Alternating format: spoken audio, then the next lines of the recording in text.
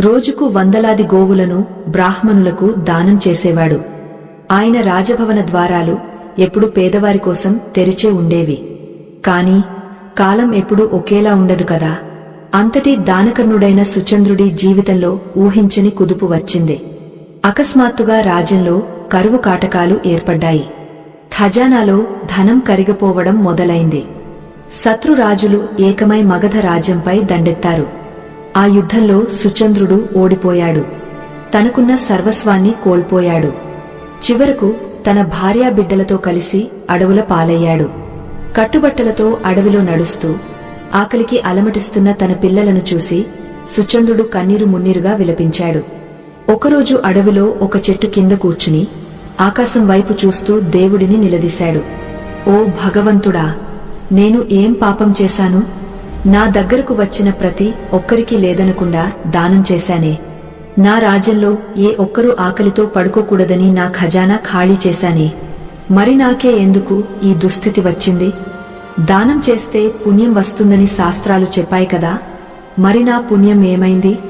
నన్ను ఎందుకు కాపాడలేకపోయింది అని ఆక్రోశించాడు. ఆయన ఏడుపు అరణ్యం అంతా ప్రతిధ్వనించింది.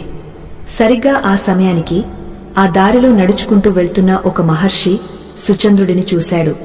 ఆ మహర్షి మరెవరో కాదు, సాక్షాత్తు త్రికాలజ్ఞాని అయిన నారద మహర్షి శిష్యుడైన సుమేధుడు. సుచంద్రుడి దుస్థితిని చూసి జాలిపడిన సుమేధుడు దగ్గరకు వచ్చి, ఓ రాజా, నీ ఆవేదన నాకు అర్థమవుతోంది. నువ్వు చేసిన దానధర్మాలు గొప్పవే.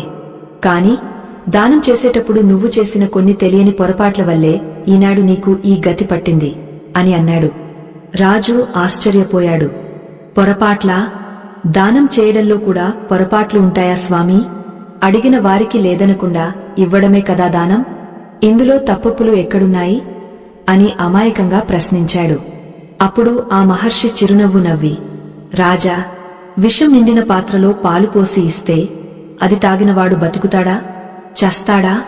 అలాగే దానం చేసే వస్తువు, దానం చేసే సమయం, దానం గ్రహించే వ్యక్తి, ఈ మూడూ సరైనవి కానప్పుడు ఆ దానం దాతకు మృత్యువుతో సమానమైన కష్టాలను తెచ్చిపెడుతుంది.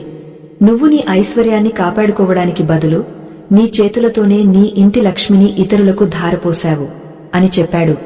సుచంద్రుడికి గుండెల్లో రాయి పడినట్లయింది. స్వామీ, ఆ తప్పులేమిటో నాకు వివరించండి, నా అజ్ఞానాన్ని తొలగించండి అని